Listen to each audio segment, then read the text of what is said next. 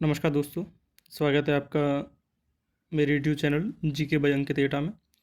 आज हम डिस्कस करेंगे मंथली करंट अफेयर्स। मैं मंथली करंट अफेयर्स की एक सीरीज़ स्टार्ट कर रहा हूँ। ये मेरी पहली क्लास है।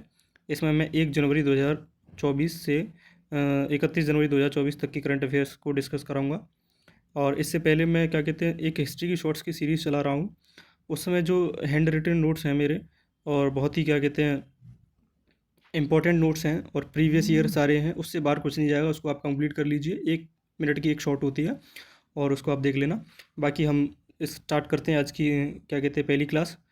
और इसमें मंथली करंट अफेयर्स की ये मेरी पहली क्लास है और ये सीरीज़ एक मंथ में एक क्लास आया करेगी और पूरे मंथ की पूरी करंट अफेयर इसमें फिनिश हो जाया करेगी। इसके अलावा आपको कोई भी क्लास देखने की ज़रूरत नहीं पड़ेगी। ठीक है, तो शुरू करते हैं। इसमें मेरा पहला क्वेश्चन है, जनवरी 2024 में राजस्थान में संयुक्त सेना अभ्यास सादा तंसीक में किन दो देशों ने भाग लिया?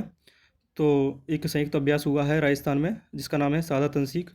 और इस अभ्यास में शामिल होने वाले देशों का नाम बताना है। तो ऑप्शंस हमारे दिए हुए हैं। इसमें हमारा सी ऑप्शन सही है, भारत और सऊदी अरब। ठीक है, तो आपसे पूछ ले कि सादा तंसीक जो राजस्थान में संयुक्त सेना अभ्यास हुआ है वो उसमें कौन कौन शामिल हुआ है? तो भारत और सऊदी अरब, जो कि जनवरी के महीने में ही हुआ है। ये सर जनवरी की करंट अफेयर है।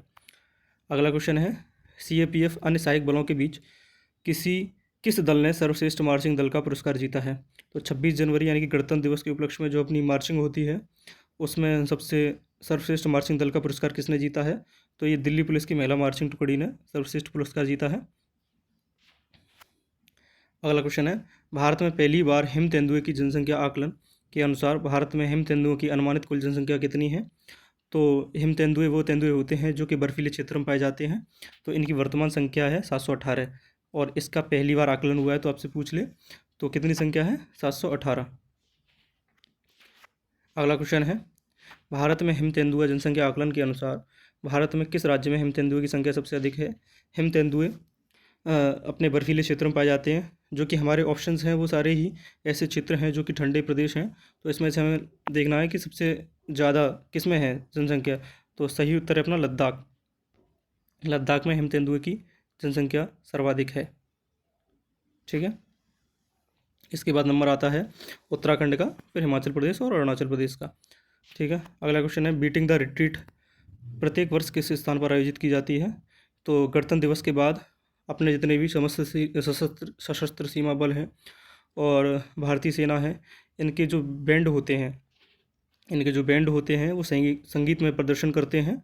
तो ये गणतंत्र दिवस के बाद में होता है और ये विजय चौक नई दिल्ली में होता है। परिच्छेद में उल्लिखित सशस्त्र बलों का सर्वोच्च कमांडर कौन होता है? तो सर्वोच्च कमांडर कौन होगा सशस्त्र बलों का? तो भारत के राष्ट्रपति इसके सर्वोच्च कमांडर होते हैं। रोहन बोपन्ना की उपलब्धि का क्या महत्व है? तो अपने एक टेनिस खिलाड़ी हैं रोहित बोपन्ना, इन्होंने एक उपलब्धि हासिल की है। वह पुरुष युगल में विश्व नंबर 1 रैंकिंग तक पहुंचने वाले सबसे उम्रदराज खिलाड़ी बने हैं। तो इसका सी ऑप्शन सही है। तो रोहित बोपन्ना सबसे उम्रदराज व्यक्ति हैं जो कि रैंकिंग 1 इन्होंने प्राप्त की है 43 वर्ष की आयु में। अगला क्वेश्चन है, भारत से टेनिस में ग्रैंड स्लैम विजेता कौन है? तो ये टेनिस से ही संबंधित अगला क्वेश्चन है। तो इसमें सही उत्तर है अपना ई, लेंडर पेस, महेश भूपति, सानिया मिर्जा और रोहन बोपन्ना, ये सारे टेनिस में ग्रैंड स्लैम विजेता हैं। ठीक है, तो ई ऑप्शन हमारा सही है। अगला क्वेश्चन है, 2024 में ऑस्ट्रेलियन ओपन पुरुष युगल टेनिस चैंपियनशिप किस जोड़ी ने जीती है? तो 2024 में ऑस्ट्रेलिया ओपन पुरुष युगल टेनिस चैंपियनशिप किस जोड़ी ने जीती है? तो इसका सही उत्तर है भारत के रोहन बोपन्ना और मैट एबडेन ने ये जो क्या कहते हैं प्रतियोगिता जीती है। चलिए अगला क्वेश्चन है इसमें, ऑस्ट्रेलिया ओपन टेनिस चैंपियनशिप 2024 के पुरुष एकल फाइनल में कौन विजयी हुआ? तो इसमें जेनिक सिनर पुरुष एकल की बात कर रहे हैं। इससे पहले हमने बात की थी पुरुष युगल की, तो उसमें रोहन बोपन्ना और एक और खिलाड़ी थे। तो पुरुष एकल की बात करें ऑस्ट्रेलिया ओपन में तो जेनिक सिनर ने क्या कहते हैं ये प्रतियोगिता जीती, फाइनल में जीत हासिल की है। अगला क्वेश्चन है, हाल ही में किसने 9वीं बार बिहार के मुख्यमंत्री पद की शपथ ली है? तो क्या कहते हैं इसका सही उत्तर है नीतीश कुमार, जिन्होंने अभी क्या कहते हैं बीजेपी के साथ गठबंधन करके नई सरकार बनाई है और तेजस्वी यादव को के साथ जो सरकार थी उसको इस्तीफा दे दिया है।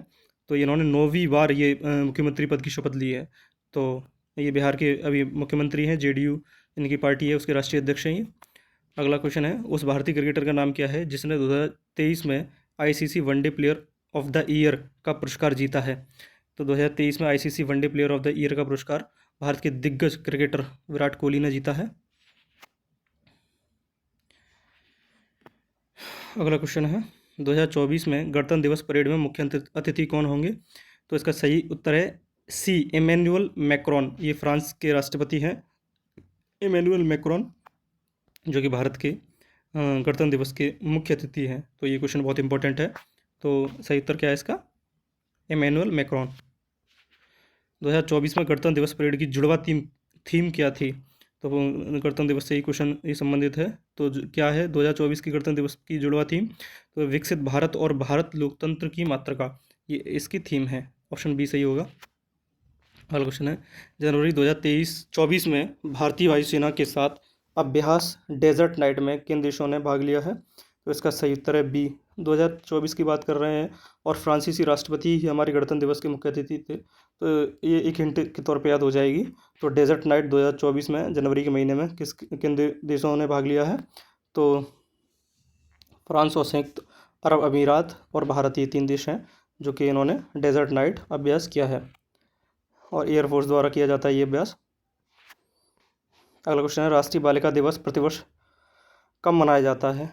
तो ये जनवरी के महीने में 24 तारीख को मनाया जाता है राष्ट्रीय बालिका दिवस। बहुत ही इंपॉर्टेंट क्वेश्चन है।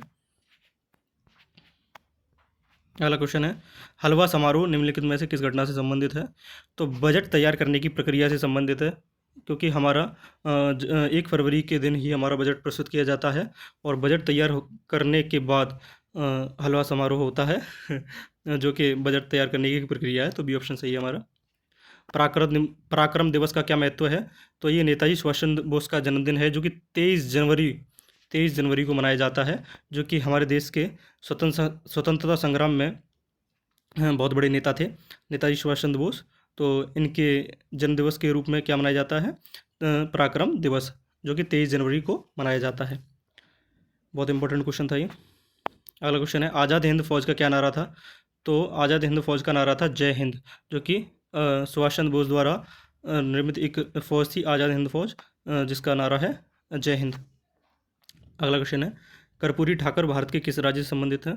तो कर्पूरी ठाकुर हाल ही में देखो भारत में अपने 5 व्यक्तियों को भारत रत्न से नवाजा गया है और इसमें जो कर्पूरी ठाकुर हैं इनमें से एक हैं जो कि बिहार के पूर्व मुख्यमंत्री हैं।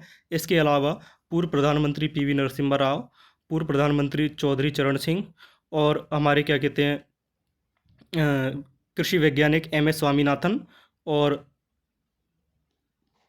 लाल कृष्ण आडवाणी जी को, जो बीजेपी के क्या कहते हैं बहुत बड़े नेता हैं। इन 5 लोगों को भारत रत्न मरणोपरांत भारत रत्न दिया गया। मरणोपरांत सिर्फ 4 को दिया गया है। अटल बिहारी लाल कृष्ण आडवाणी जी अभी जीवित है। तो आपसे पूछ ले तो कितने लोगों को भारत रत्न दिया गया है। तो 5 लोगों को, उनमें से कर्पूरी ठाकुर भी एक हैं और दो पूर्व प्रधानमंत्री, एक पीवी नरसिम्हा राव और दूसरे चौधरी चरण सिंह हैं। ठीक है। अगला क्वेश्चन है, कर्पूरी ठाकुर ने अपने मुख्यमंत्रित्व काल में कौन सी प्रमुख पहल लागू की थी। तो इसका सही उत्तर है जमींदारी प्रथा का उन्मूलन। ठीक है। तो कर्पूरी ठाकुर से संबंधित ये क्वेश्चन है। तो जमींदारी प्रथा का उन्मूलन, सी ऑप्शन सही है। अगला प्रश्न है, 22 जनवरी 2024 को अयोध्या में रामलला के प्राण प्रतिष्ठा समारोह का नेतृत्व किसने किया। तो अगला इसका सही उत्तर है सी, प्रधानमंत्री नरेंद्र मोदी ने इसका नेतृत्व किया। संयुक्त राष्ट्र महासभा के 78वें सत्र के अध्यक्ष कौन बने हैं। तो इसका सही उत्तर है डेनिस फ्रांसिस। संयुक्त राष्ट्र महासभा के 78वें सत्र के अध्यक्ष के रूप में चुने गए हैं। अगला क्वेश्चन है, एशियाई मैराथन चैंपियनशिप 2024 में स्वर्ण पदक किसने जीता है। तो सी ऑप्शन है मान सिंह ने स्वर्ण पदक जीता है, जो कि हांगकांग में एशियाई खेल हुए थे, वहाँ पर स्वर्ण पदक जीता है। इंडिया ओपन बैडमिंटन 2024 में पुरुष युगल के फाइनल में कौन हार गया है। तो इसका सही उत्तर है ए, सात्विक साईराज, रंकी रेड्डी और Chirag Shetty India open badminton 2024 के पुरुष युगल फाइनल में हार गए हैं। अगला क्वेश्चन है, प्रधानमंत्री राष्ट्रीय बाल पुरस्कार निम्नलिखित में से किस श्रेणी में प्रदान किया जाता है? तो ये कला और संस्कृति, बहादुरी, नवाचार, सामाजिक सेवा और खेल के श्रेणी में प्रदान किया जाता है। तो इस बार ये 22 जनवरी को 19 बच्चों को दिया गया राष्ट्रपति अपनी द्रौपदी मुर्मू द्वारा। अगला क्वेश्चन है, खेलो इंडिया यूथ गेम्स 2024 की मेजबानी कौन सा राज्य कर रहा है? तो इसका सही उत्तर है तमिलनाडु, बी। खेलो इंडिया यूथ गेम्स 2024 की अगर मेजबानी की बात करें तो तमिलनाडु कर रहा है। अगला क्वेश्चन है, गणतंत्र दिवस समारोह के हिस्से के रूप में भारत पर्व 2024 कहाँ आयोजित किया जाएगा? तो बी इसका सही उत्तर है लाल किला, दिल्ली में इसका आयोजन किया जाएगा। गणतंत्र दिवस समारोह के हिस्से के रूप में भारत पर्व 2024 कहाँ आयोजित किया जाएगा? तो लाल किला दिल्ली में आयोजित किया जाएगा, बी उत्तर सही है। अगला क्वेश्चन है, नए दिशा निर्देशों के अनुसार कोचिंग सेंटरों में नामांकन के लिए छात्रों की न्यूनतम आयु क्या होनी चाहिए? तो सरकार द्वारा 16 वर्ष निर्धारित की गई है, सी ऑप्शन सही होगा।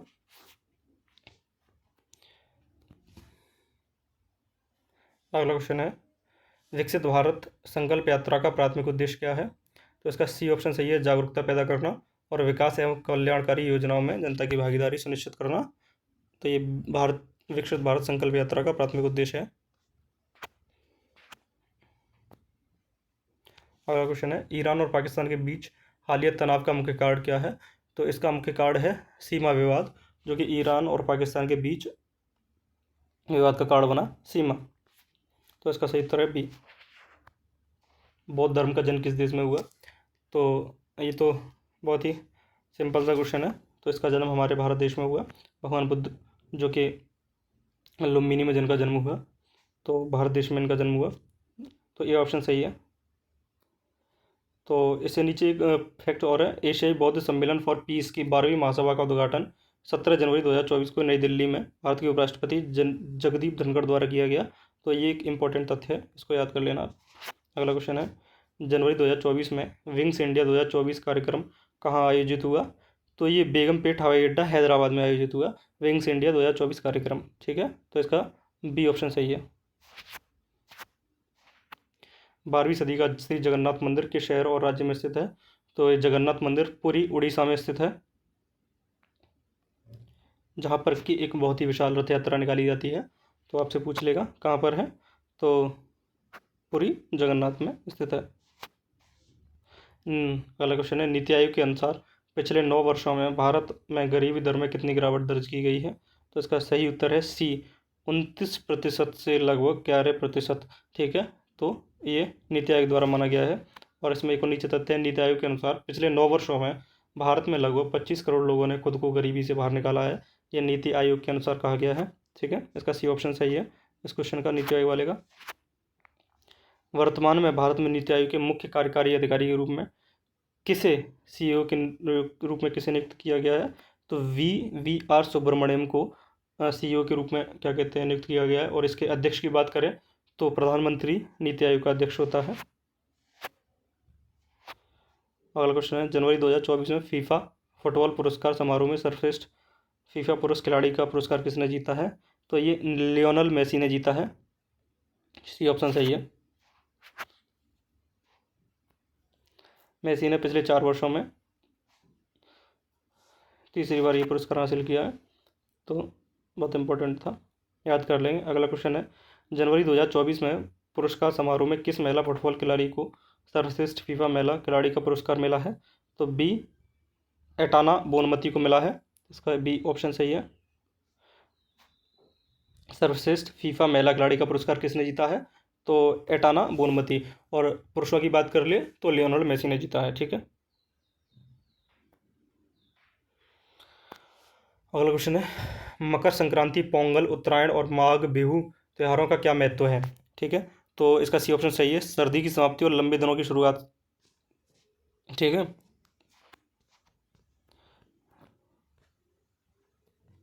अगला क्वेश्चन है, श्री राम जन्मभूमि परिसर में रामलला विराजमान के लिए प्राण प्रतिष्ठा कार्यक्रम कब शुरू होगा?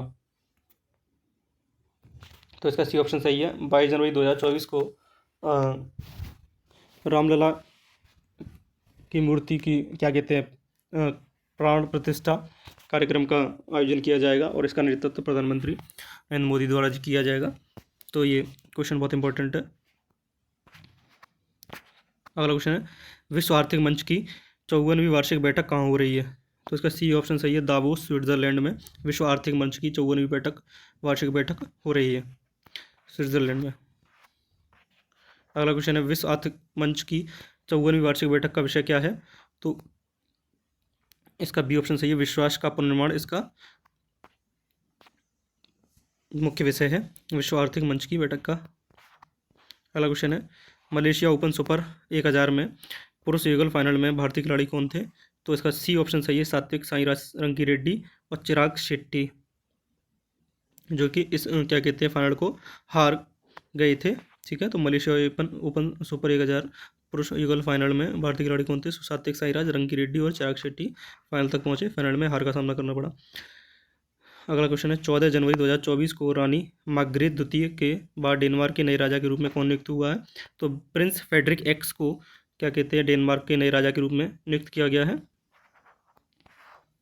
अगला क्वेश्चन है, प्रधानमंत्री जनजाति आदिवासी न्याय महाअभियान के लाभार्थी कौन हैं? तो इसका बी ऑप्शन सही है, विशेष रूप से कमजोर जनजाति समूह इसके लाभार्थी हैं। भारत के सबसे लंबे पुल का क्या नाम है? तो हाल ही में सबसे लंबे पुल अटल बिहारी वाजपेयी सेवरी न्यावा शेवा अटल सेतु का उद्घाटन प्रधानमंत्री नरेंद्र मोदी द्वारा किया गया है और ये मुंबई महाराष्ट्र में स्थित है, सबसे लंबा पुल भारत का। आकाश एनजी मिसाइल प्रणाली की प्राथमिक क्षमता क्या है? तो इसकी उच्च गति फुर्तीले हवाई खतरों का अवरोधन करना इसकी प्राथमिक क्षमता है, ऑप्शन सी सही होगा। अगला क्वेश्चन है, इंटीग्रेटेड टेस्ट रेंज चांदीपुर किस राज्य में स्थित है? तो बी उड़ीसा में स्थित है, यहाँ से हम मिसाइलों का परीक्षण करते हैं। ठीक है, तो उड़ीसा में स्थित है। अगला क्वेश्चन है, सत्र के दौरान अंतरिम बजट कौन पेश करेगा? तो वित्त मंत्री ही द्वारा ही बजट पेश किया जाता है और अभी वर्तमान वित्त मंत्री हमारी निर्मला सीतारमण। आपसे पूछ ले कि पहला बजट किसके द्वारा पेश किया गया? तो षणमुखम शेट्टी द्वारा पेश किया गया और वर्तमान में किसके द्वारा किया गया है? तो वित्त मंत्री निर्मला सीतारमण द्वारा पेश किया गया है और यही वो वित्त मंत्री हैं जिनके द्वारा पेपरलेस बजट, भारत का पेपरलेस बजट भी पेश किया गया है। अगला क्वेश्चन है, राष्ट्रीय युवा दिवस प्रतिवर्ष क्यों मनाया जाता है? तो ये भारत के महान संत स्वामी विवेकानंद के जन्मदिवस के उपलक्ष्य में मनाया जाता है, 12 जनवरी को मनाया जाता है। तो आपसे पूछ ले युवा दिवस कब मनाया जाता है? तो 12 जनवरी को। 23 जनवरी को क्या था? तो सुभाष चंद्र बोस नेताजी की क्या कहते हैं जन्म व्यवस्था, तो इसीलिए उनकी जयंती मनाई जाती है 23 जनवरी को। बालिका दिवस 24 जनवरी और ये है 12 जनवरी को राष्ट्रीय क्या कहते हैं युवा दिवस। जनवरी 2024 में किस आतंकवादी समूह ने सोमालिया में संयुक्त राष्ट्र के हेलीकॉप्टर पर कब्जा कर लिया? इसका सही उत्तर है बी अल शबाब। तो अल शबाब आतंकवादी समूह ने सोमालिया में संयुक्त राष्ट्र के हेलीकॉप्टर पर कब्जा कर लिया। विश्व हिंदी दिवस हर साल 10 जनवरी को ही क्यों मनाया जाता है? तो इसका सही उत्तर है बी विदेशों में हिंदी भाषा को बढ़ावा देना। तो 10 जनवरी को हमारा विश्व हिंदी दिवस मनाया जाता है और हिंदी दिवस की बात करें तो ये 14 सितंबर को मनाया जाता है, विश्व हिंदी दिवस 10 जनवरी। अगला क्वेश्चन है, वाइब्रेंट गुजरात ग्लोबल समिट 2024 में मुख्य अतिथि के रूप में किसने भाग लिया? तो इसका ऑप्शन है डी संयुक्त अरब अमीरात के राष्ट्रपति। संयुक्त अरब अमीरात के राष्ट्रपति शासक शेख मोहम्मद बिन जायद अल नाहयान इसके मुख्य अतिथि के रूप में प्रेजेंट हुए। भारत और यूएई के संबंधों को गहरा करने का ये प्रतीक है। ठीक है, अगला क्वेश्चन है, नासा के आर्टेमिस कार्यक्रम का प्राथमिक लक्ष्य क्या है? तो इंसानों को चांद पर वापस भेजना, ये नासा के आर्टेमिस कार्यक्रम का प्राथमिक लक्ष्य है। अगला क्वेश्चन है, सब vibrant Gujarat global trade show के उद्घाटन में किन 2 देशों के राष्ट्रपति उपस्थित थे? तो बी मोजाम्बिक और तिमोर लेस्ते के राष्ट्रपति उपस्थित थे। अगला क्वेश्चन है, गैब्रियल अटल किस उम्र में आधुनिक फ्रांसीसी इतिहास में सबसे कम उम्र के प्रधानमंत्री बने हैं? तो गैब्रियल अटल क्या कहते हैं फ्रांसीसी इतिहास के सबसे कम उम्र के प्रधानमंत्री बने हैं और ये मात्र 34 साल की उम्र में बने। और एक छोटा सा याद भी कर सकते हैं, जैसे पीछे इनके नाम के पीछे अटल आ रहा है और अटल हमारे देश के एक बहुत बड़े नेता थे। तो गैब्रियल अटल कहाँ के प्रधानमंत्री बने हैं? तो फ्रांसीसी बने हैं। ठीक है, सबसे कम उम्र के। अगला क्वेश्चन है, लगातार चौथी बार बांग्लादेश के प्रधानमंत्री के रूप में किसे चुना गया है? तो शेख हसीना को बांग्लादेश के प्रधानमंत्री के रूप में चौथी बार चुना गया है। अगला क्वेश्चन है, KGDWN 98/2 ब्लॉक कहाँ स्थित है, जहाँ ONGC जनवरी 2024 में क्लस्टर 2 परियोजना से तेल उत्पादन शुरू करता है? तो ये बंगाल की खाड़ी में स्थित है। ठीक है, ONGC ये ऑयल निकालने वाली एक कंपनी है ONGC, तो इसी की बात कर रहा है। आगे क्वेश्चन है, वरुण तोमर ने ओलंपिक कोटा स्थान सुरक्षित करने के लिए किस स्पर्धा में स्वर्ण पदक जीता? तो इन्होंने पुरुषों की 10 मीटर एयर पिस्टल में स्वर्ण पदक जीता और ओलंपिक कोटा सुरक्षित करने के लिए जीता। अगला क्वेश्चन, ईशा सिंह ने ओलंपिक कोटा स्थान सुरक्षित करने के लिए किस स्पर्धा में स्वर्ण पदक जीता है? तो इन्होंने भी 10 मीटर एयर पिस्टल में जीता है। इनका नाम है ईशा सिंह। अगला क्वेश्चन है, दिसंबर 2023 में भारत मालदीव संबंधों में गिरावट का क्या कारण था? तो इसका सही उत्तर है बी, PM मोदी की लक्षद्वीप यात्रा के बारे में अपमानजनक टिप्पणी। ठीक है, तो यह मुख्य कारण है कि भारत और मालदीव के देशों में संबंधों में गिरावट आई। मालदीव एक अपना समुद्री पड़ोसी देश है, नीचे की ओर ये स्थित है भारत से, और ये पूरा ही टूरिज्म पर डिपेंड करता है, और भारत से बहुत से यात्री यहाँ पर हर वर्ष घूमने जाते हैं, जो कि क्या कहते हैं, भारत अगर इसके खिलाफ कोई सख्त कार्रवाई करता है तो ये अपनी अर्थव्यवस्था को डुबा सकता है। अगला क्वेश्चन है, किस संस्थान ने अपने OPD ब्लॉक में देश की पहली स्मार्ट लैब शुरू की है? तो दिल्ली एम्स में इसकी शुरुआत हुई है। बी ऑप्शन सही है। अगला है, दुबई में रिकॉर्ड सेटिंग कॉन्सर्ट के दौरान सुचिता सतीश ने कितनी भाषाओं में गाना गाया? तो इन्होंने 140 भाषाओं में गाना गाया। इनका नाम है सुचेता सतीश। ठीक है, तो इन्होंने 140 भाषाओं में गाना गाया। अगला क्वेश्चन है, लैग्रेंजियन पॉइंट L1 क्या है? तो ये इसका सही ऑप्शन है सी, एक बिंदु जहाँ गुरुत्वाकर्षण बल पृथ्वी और सूर्य के बीच संतुलन तक पहुँचते हैं। तो इसका सही उत्तर है सी। तो आपसे पूछ लैग्रेंजियन पॉइंट क्या है L1, तो ऑप्शन सी सही है अपना।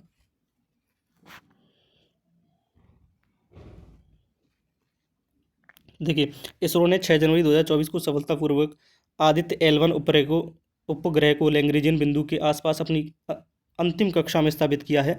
आदित्य L1 हमारा एक सूर्य मिशन है, तो उसी से संबंधित था ये अपना लैग्रेंजियन पॉइंट। ठीक है, तो कहाँ यहाँ पर 6 जनवरी को हमने अपने आदित्य L1 को सफलतापूर्वक स्थापित करने की जो क्या कहते हैं मुकाम है वो हासिल किया है।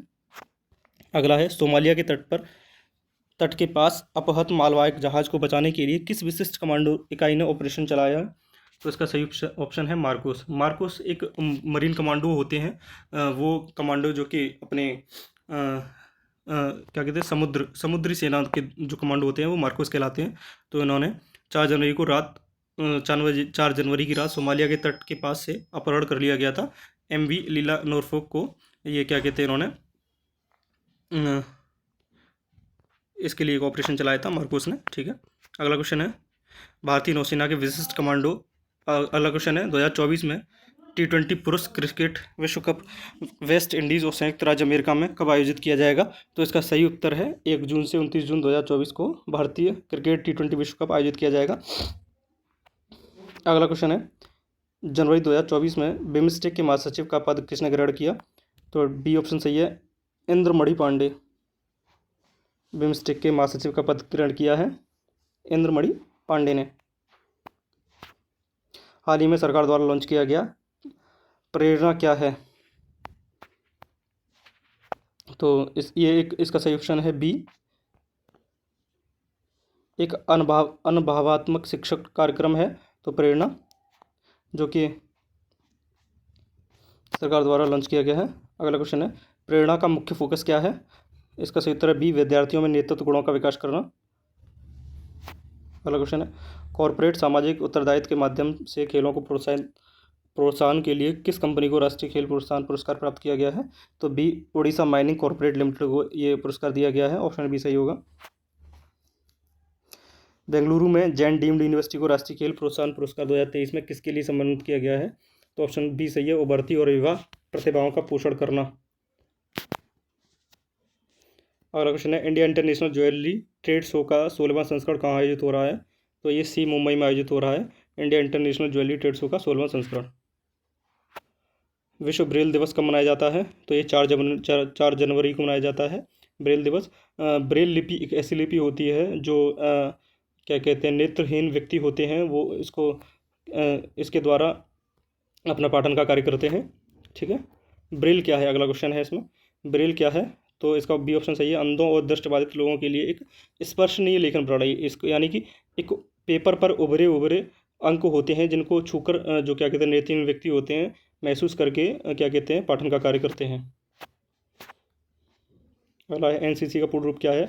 तो बी राष्ट्रीय कैडेट कोर एनसीसी का पूर्ण रूप है। ठीक है। जो कि गणतंत्र दिवस परेड में हर साल क्या कहते हैं, परेड में भाग लेता है एनसीसी। अगला क्वेश्चन है भारत में ट्रक ड्राइवरों के व्यापक प्रदर्शन का मुख्य कारण क्या है? तो हालिया आपराधिक संहिता यानी कि अपने न्याय संहिता में एक अमेंडमेंट किया गया है हिट एंड रन मामले में, जिसकी वजह से ट्रक ड्राइवरों ने व्यापक प्रदर्शन चालू किया है। इससे संबंधित अगला क्वेश्चन है हाल ही में अधिनियमित भारतीय न्याय संहिता नामक आपराधिक संहिता के तहत हिट एंड रन मामलों में क्या जुर्माना और जेल की अवधि दी गई है? तो उसमें 7 लाख रुपए और 10 साल की जेल की अवधि दी गई है। इसीलिए हमारे ड्राइवर बंधु हैं, वो इस चीज़ का क्या कहते हैं, विरोध कर रहे हैं और हड़ताल पे हैं। अगला क्वेश्चन है एम एस स्वामीनाथन पुरस्कार, ये थोड़ा गलत प्रिंट हो गया है। एम एस स्वामीनाथन पुरस्कार किसको प्रदान किया गया है? तो ये प्रोफेसर बी आर कम्बोज। ठीक है। तो ये चौधरी चरण सिंह हरियाणा कृषि विश्वविद्यालय के कुलपति हैं professor B R Kamboj. M S Swaminathan पुरस्कार दिया गया। ये एक कृषि वैज्ञानिक थे एम एस स्वामीनाथन, जिनको हाल ही में भारत रत्न भी दिया गया है। तो ये पुरस्कार किसको दिया गया? तो doctor professor B R Kamboj को दिया गया है। इन्हीं के नाम से चलता है एक पुरस्कार, वो दिया गया है। अगला क्वेश्चन है जनवरी 2024 में राजस्थान में भारत और संयुक्त अरब अमीरात के बीच आयोजित संयुक्त सैन्य अभ्यास का नाम क्या है? तो सी डेजर्ट साइक्लोन 2024 इसका सही उत्तर है। अगला क्वेश्चन है किस भारतीय राज्य ने 2024 के पहले दिन 108 स्थानों पर एक साथ सामूहिक सूर्य नमस्कार करने का गिनीज रिकॉर्ड बनाया है? तो गुजरात ने बनाया है। ठीक है। 108 स्थानों पर सामूहिक सूर्य नमस्कार का गिनीज रिकॉर्ड गुजरात ने बनाया है। अगला क्वेश्चन है ब्रिक्स समूह की स्थापना सबसे पहले कब हुई थी और कौन से देश इसके संस्थापक सदस्य थे? इसका सही ऑप्शन है बी 2006 में हुई थी इसकी स्थापना। ब्राज़ील, रूस, भारत और चीन इसके संस्थापक देश थे।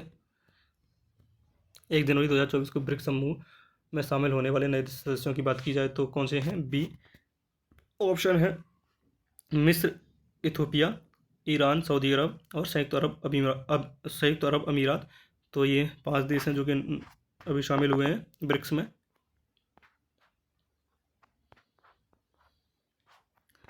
अगला क्वेश्चन है 16वें वित्त आयोग का अध्यक्ष किसे नियुक्त किया गया है? तो 16वें वित्त आयोग का अध्यक्ष अरविंद पनगड़िया को नियुक्त किया गया है। तो वित्त आयोग हमारा आर्टिकल 280 में आता है। तो इसके नए अध्यक्ष को किसको नियुक्त किया गया है? तो अरविंद पनगड़िया को नियुक्त किया गया है। अगला क्वेश्चन 16वें वित्त आयोग में ऋत्विक रंजनम पांडे की क्या भूमिका है? तो इन्हें सचिव नियुक्त किया गया है वित्त आयोग में। अगला क्वेश्चन है इसरो द्वारा लॉन्च किए गए एक्सरे पोलारीमीटर सैटेलाइट का प्राथमिक उद्देश्य क्या है? तो ये ब्रह्मांडीय एक्सरे के ध्रुवीकरण का विश्लेषण करेगा। ठीक है, बी ऑप्शन सही है। अगला क्वेश्चन है ये हमारी पीडीएफ खत्म होती है। तो इस वीडियो में हमने अपनी क्या कहते हैं मंथली करंट अफेयर्स डिस्कस की पूरे मंथ की जनवरी की। आशा करता हूँ ये आपको पसंद आई होगी। और ये मेरी पहली क्लास थी, इसमें जो भी छोटी मोटी गलतियाँ होंगी मैं उनको सुधार किया जाएगा और ये सीरीज़ चलती रहेगी। और GK by Ankit Etah YouTube channel को सब्सक्राइब कीजिए और आगे मैं ऐसी वीडियो अपलोड करता रहूँगा। धन्यवाद।